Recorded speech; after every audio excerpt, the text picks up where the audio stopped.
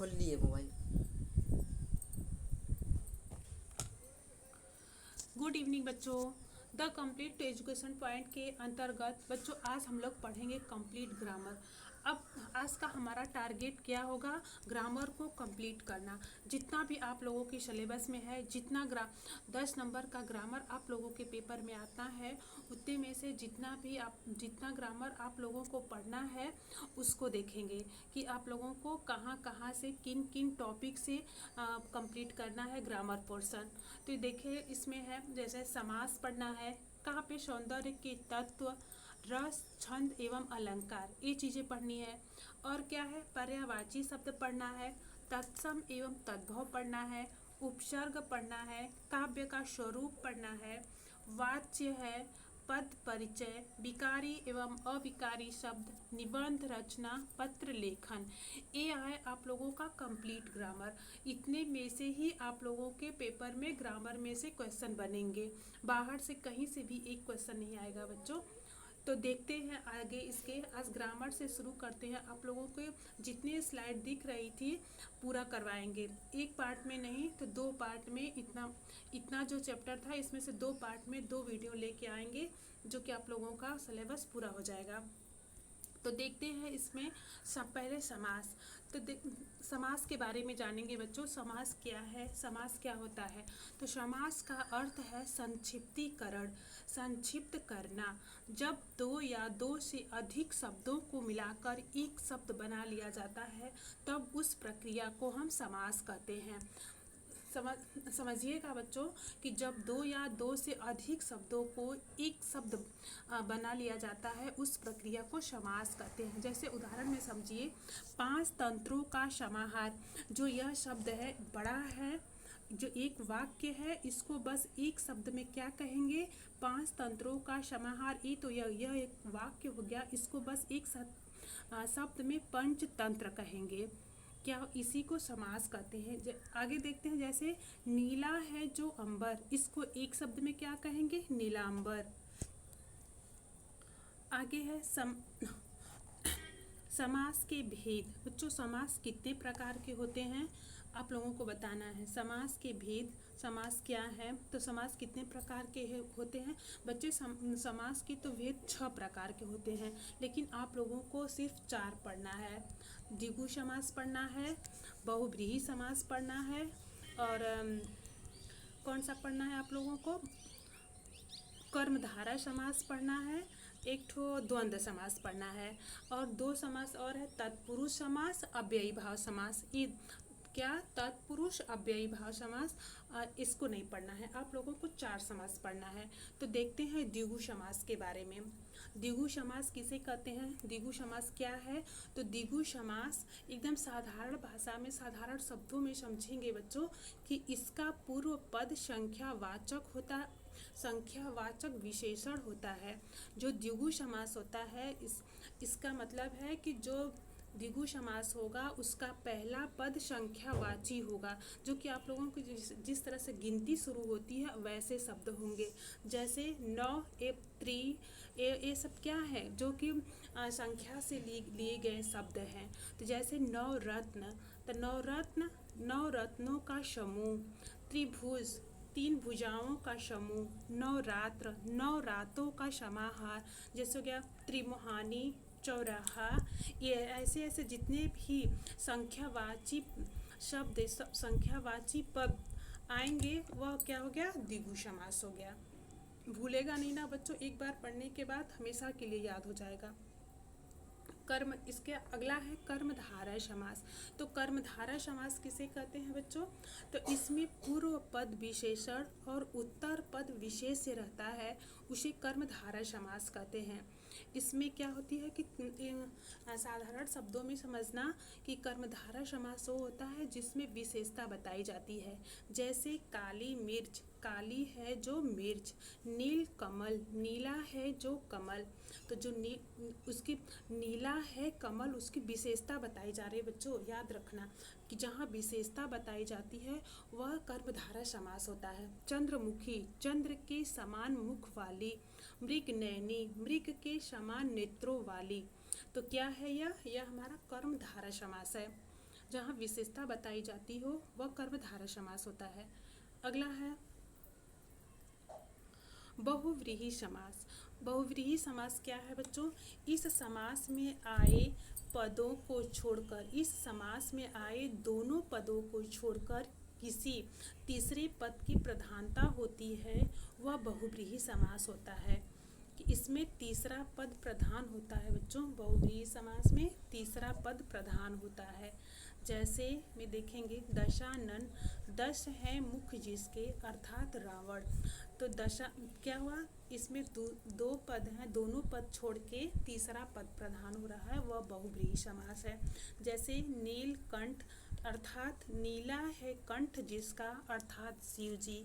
लंबोदर लंबा है उदर जिसका अर्थात गणेश जी। तो क्या हुआ? यह हमारा बहुव्रीहि समास हुआ। अगला क्वेश्चन है, वही ये भी बहुव्रीहि समास है बच्चों। बहुव्रीहि समास के उदाहरण है, देख लेना। आगे है द्वंद्व समास। तो द्वंद्व समास में क्या होता है? इसमें दोनों पद प्रधान होते हैं और उनके बीच में संयोजक या लोप, दोनों पद प्रधान होते हैं, इनके बीच में संयोजक चिन्ह लगा रहता है, इसको याद रखना। जैसे माता पिता, पाप और पुण्य, सुख और दुख। तो बच्चों इसको समझना कि द्वंद्व समास वह होता है जिसके दोनों पद प्रधान होते हैं और उसके बीच में योजक चिन्ह लगा होता है। लेकिन इतना जरूर याद रखना कि जो योजक चिन्ह लगा रहता है, जिसमें जो शब्द आया रहेगा वह एक दूसरे का विलोम हो, अपोजिट हो। जैसे माता और पिता एक दूसरे का विलोम है। अगर एक ही शब्द आ गया वृद्धि और बीच में योजक चिन्ह हुआ, फिर से लिख दिया वृद्धि वृद्धि वृद्धि, तो नहीं होगा, द्वंद्व समास नहीं होगा।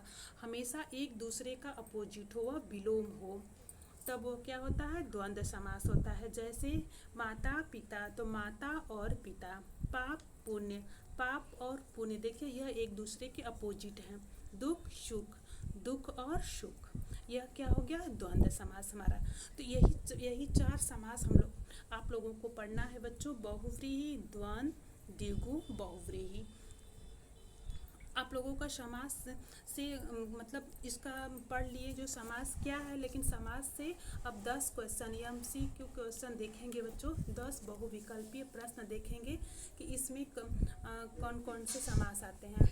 शताब्दी में, अब इसको आप लोग बताएंगे कि शताब्दी में कौन सा समास है। बताइए जल्दी से कि शताब्दी में कौन सा समास है। तो कर्मधारय समास, बहुव्रीहि समास, द्वंद्व समास, द्विगु समास। तो शताब्दी में कौन सा समास है? द्वंद्व समास। नहीं बच्चों, द्वंद्व नहीं होगा, द्विगु समास। इसमें ऑप्शन डी सही होगा, द्विगु समास। शताब्दी में कौन सा समास है? द्विगु समास। अगला क्वेश्चन,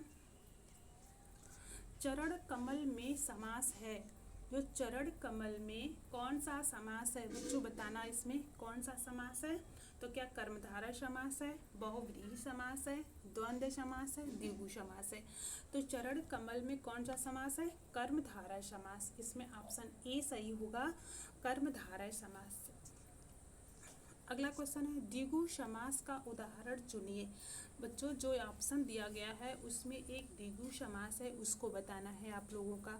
तो क्या चौमासा, नवरत्न, पंचवटी, यशवी। तो कौन सा द्विगु समास है बच्चों? ये इसमें ऑप्शन डी सही होगा, यशवी।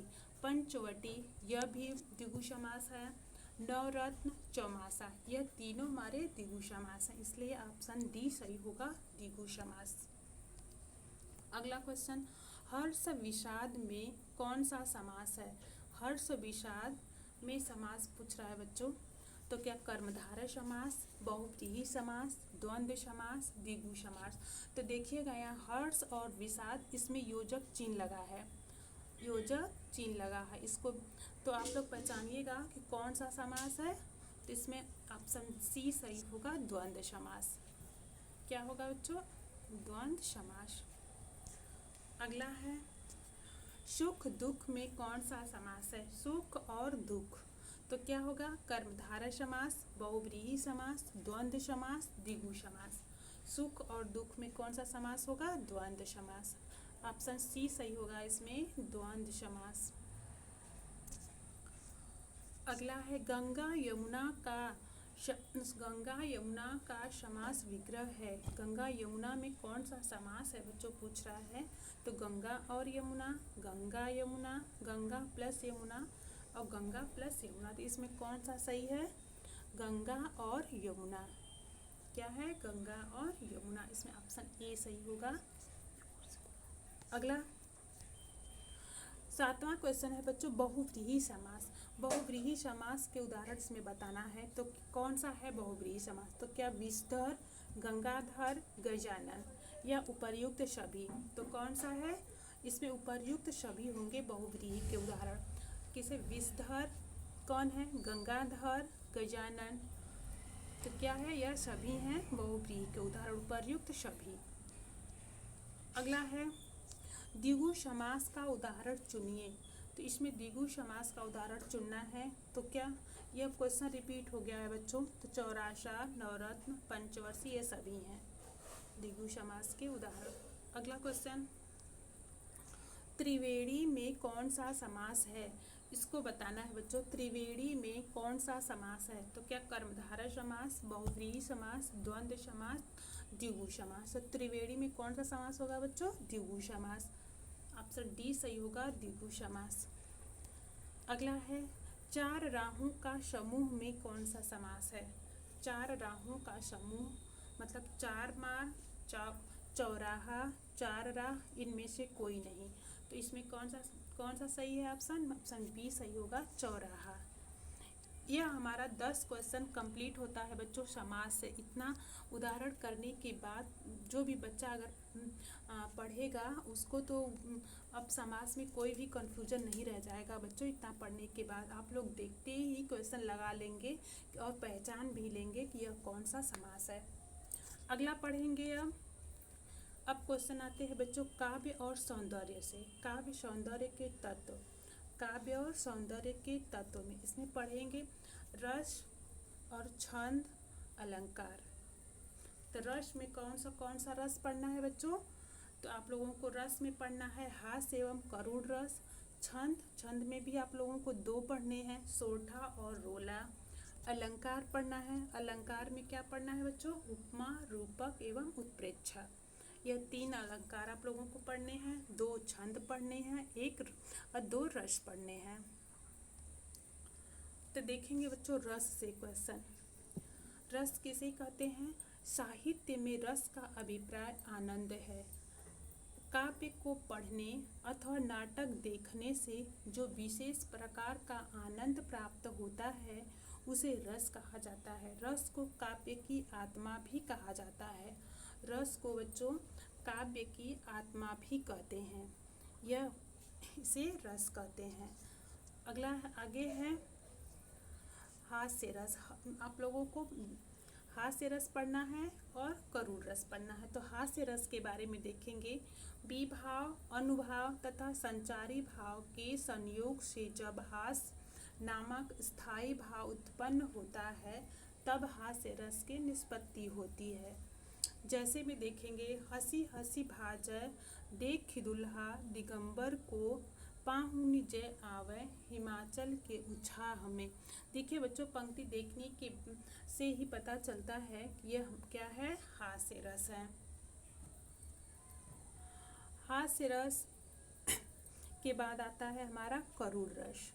तो करुण रस को कैसे पहचानेंगे, विभाव, अनुभाव तथा संचारी भाव के संयोग से जब शोक नामक स्थायी भाव उत्पन्न होता है। तो करुण रस का स्थायी भाव क्या होता है बच्चों, शोक रस नामक भाव उत्पन्न होता है तब करुण रस की निष्पत्ति होती है। जैसे में देखिए हे खग मृग हे मधुकर श्रेणी तुम देखी सीता मृग नैनी। तो बच्चों देखने से लग रहा है ना कि ये करुण रस है, तो यह हो गया हमारा करुण रस।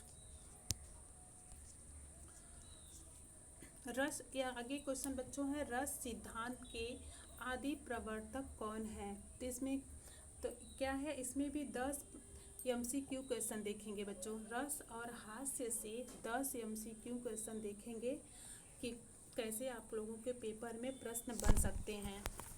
तो इसमें पहला प्रश्न है रस सिद्धांत के आदि प्रवर्तक कौन है। तो क्या भरत मुनि हैं, भानुदत्त, विश्वनाथ, भामा? तो कौन है बच्चों? भरत मुनि। रस सिद्धांत के आदि प्रवर्तक कौन है? भरत मुनि। आगे है, हे खग हे हे खग मृग हे मधुकर श्रेणी, तुम देखी सीता मृग नैनी, में कौन सा रस है? इस पंक्ति में बच्चों कौन सा रस है यह बताना है। तो क्या यह हास्य रस है, करुण रस है, वीर रस है, या इनमें से कोई नहीं? तो कौन सा यह रस है? यह करुण रस है। इसमें ऑप्शन बी सही होगा, करुण रस। अगला क्वेश्चन है, दुख ही जीवन की कथा रही, क्या कहूँ आज जो नहीं कही, उपर्युक्त पंक्ति में कौन सा रस है?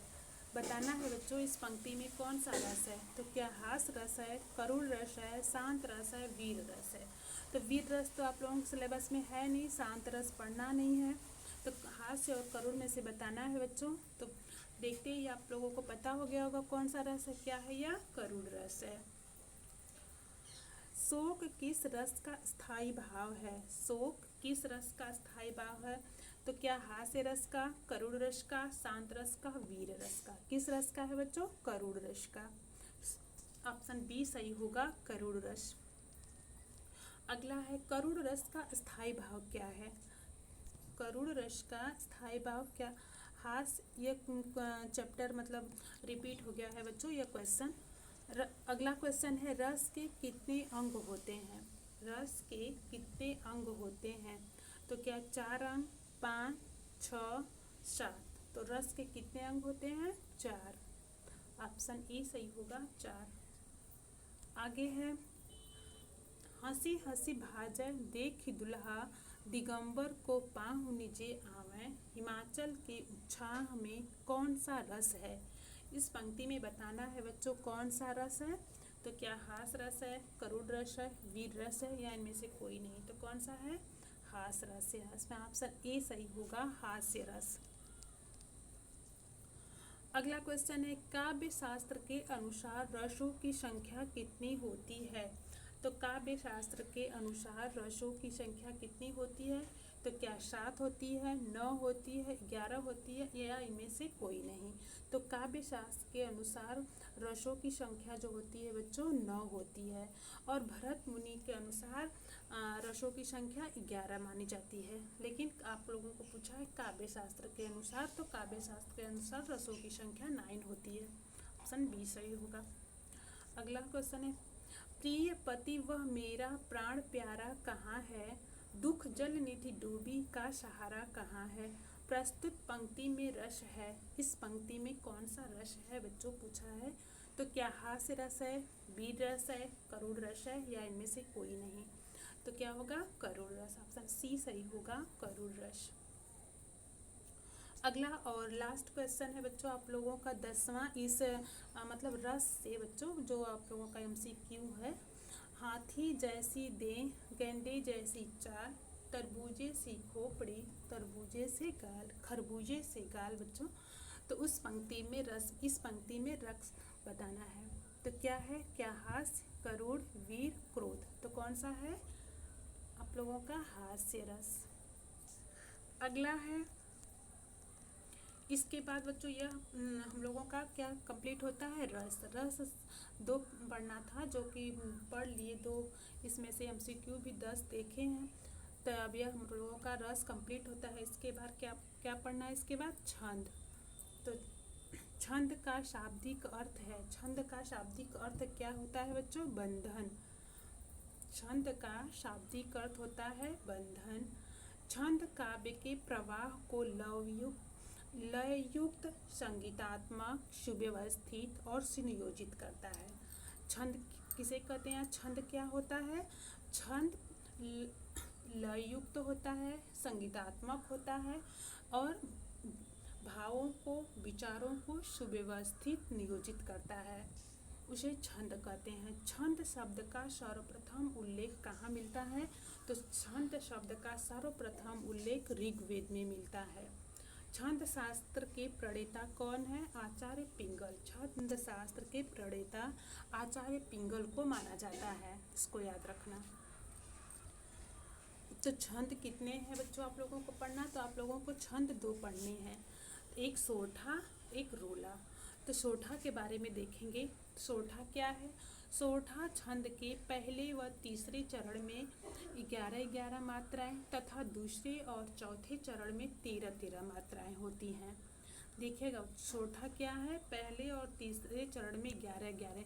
और यह याद रखना कि सोठा का उल्टा दोहा होता है। दोहा भी इसी में पढ़ लेना कि सोठा का उल्टा बस दोहा हो जाता है। उसमें दोहा में क्या होता है? पहले और तीसरे में 13-13, दूसरे और चौथे में 11-11। वही है यहाँ कि सोठा में पहले और तीसरे में 11-11 मात्राएं और दूसरे और चौथे में 13-13 मात्राएं होती हैं बच्चों। जैसे इसमें उदाहरण दिया है, जो सुमिरत सिद्धि हुई गणनायक कविवर बदन, करहु अनुग्रह सोय बुद्धि राशि शुभ गुण सदन।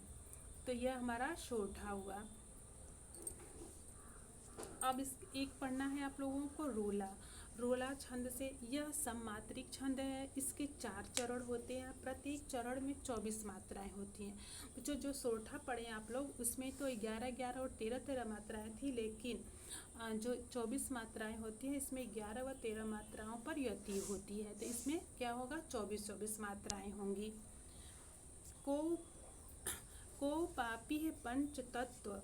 देखिए इसमें क्या है? यति और गति का प्रयोग किया गया है बच्चों। जो बीच में लगे हैं यति और गति, उसी को कहते हैं जहाँ पे रुकना होता है, रुकावट है।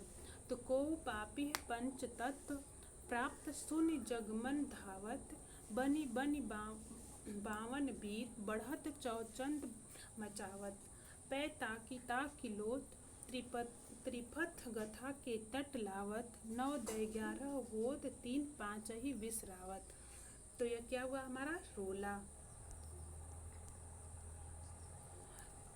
इसके 10 MCQ क्वेश्चन देखेंगे बच्चों। तो सोठा छंद के प्रथम व तृतीय चरण में मात्राएं होती हैं। प्रथम और तृतीय चरण में मात्राएं कितनी होती हैं बच्चों सोठा में? बताइएगा आप लोग। ऑप्शन ए में 11-11, 12-12, 24-24, 13-13। पहले और तीसरे में होती हैं 11-11। ऑप्शन ए सही होगा 11-11। अगला है 4 चरणों में समास। 4 चरणों में समास मात्रा वाले छंद को क्या कहते हैं? इसको बताइएगा। 4 चरणों में समान मात्रा वाले छंद को क्या कहते हैं? विषम मात्रिक, सम मात्रिक, अर्ध सम मात्रिक या सभी? तो क्या कहते हैं? सम मात्रिक। ऑप्शन बी सही होगा, सम मात्रिक। अगला है बंदहु मुनि पद कंज, रामायण जे ही निर्मय, सरवर सुकुमल मंजु, दोष रहित दूषण सहित। उपर्युक्त छंद को पहचानिए। इस छंद को पहचानना है बच्चों कि ये कौन सा छंद है। तो क्या रोला है, सोठा है, दोहा है, चौपाई है? क्या है? सोठा है। इसमें यति और गति का ध्यान रखिएगा बच्चों। जहाँ यति और गति दिख जाए वह क्या होता है? सोठा होता है। अगला क्वेश्चन है, छंद को पढ़ते समय आने वाले विराम को क्या कहते हैं? छंद को पढ़ते समय आने वाले विराम को क्या कहते हैं? यति, गति, गण, तुक। तो छंद को पढ़ते समय आने वाले विराम को यति कहते हैं। क्या कहते हैं? यति। ऑप्शन बी सही होगा, यति। अगला है रोला छंद के प्रत्येक चरण में कितनी मात्राएं होती हैं? तो क्या 11, 13, 16, 24। तो रोला छंद के प्रत्येक चरण में 24 मात्राएं होती हैं। कितनी होती हैं बच्चों? 24 मात्राएं। अगला है रोला छंद में कुल कितने चरण होते हैं? तो रोला छंद में कुल कितने चरण होते हैं? 2, 3, 4, 5। कितने होते हैं बच्चों? 4। रोला छंद में कुल 4 चरण होते हैं। अगला है छंद के कितने भेद होते हैं? क्या पूछा है? छंद के कितने भेद होते हैं? तो इसमें क्या है? 3, 4, 5, 2। तो कितने होते हैं बताइएगा। ऑप्शन ए सही होगा, 3। छंद के तीन भेद होते हैं। इसमें पहला 3 भेद कौन कौन से होते हैं उसको देखेंगे। छंद के 3 भेद कौन कौन से होते हैं? वर्णिक, मात्रिक, मुक्त। कौन कौन से? वर्णिक, मात्रिक, मुक्त। यह हमारे तीन हुए। दोहा छंद का ठीक उल्टा छंद कौन सा है? बताना है बच्चों, दोहा छंद का ठीक उल्टा छंद कौन सा है? तो क्या रोला, सोठा, चौपाई, बरवे। तो दोहा छंद का ठीक उल्टा जो है सोठा होता है। इसमें ऑप्शन बी सही होगा, सोठा। छंद शब्द का सर्वप्रथम उल्लेख मिलता है। तो छंद शब्द का सर्वप्रथम उल्लेख कहाँ मिलता है बच्चों? क्या ऋग्वेद में, यजुर्वेद में, अथर्ववेद में, सामवेद में? तो कहाँ मिलता है? ऋग्वेद में। ऑप्शन ए सही होगा, ऋग्वेद। अगला है छंद। छंद शास्त्र के प्रणेता को माना जाता है। पूछा है बच्चों, छंद शास्त्र के प्रणेता किसे किसे माना जाता है? इसमें बताना कि आचार्य पिंगल को, भरत मुनि को, विवेकानंद को। किसे माना जाता है? छंद शास्त्र के प्रणेता आचार्य पिंगल को। यह हमारा छंद से क्वेश्चन कंप्लीट होता है बच्चों। जो जितने भी स्लाइड आप लोगों को शुरू में दिखाए थे उसका इतना कंप्लीट करते हैं। यह पार्ट 1 होगा। इसके आगे की जो टॉपिक बची हैं वह पार्ट 2 में लेके आएंगे। इसके आगे पहले इतना देखिएगा बच्चों। छंद से बहुत ही जितना क्वेश्चन आप लोगों के पेपर में बन सकता है बच्चों उतना क्वेश्चन पूरा कंप्लीट लेके आए हैं छंद से। इससे बाहर से कुछ नहीं बनेगा। जितने क्वेश्चन है सारे कंप्लीट कराए हैं। तो आज के लिए इतना ही बच्चों। अगले वीडियो में फिर मिलेंगे। तब तक के लिए थैंक यू।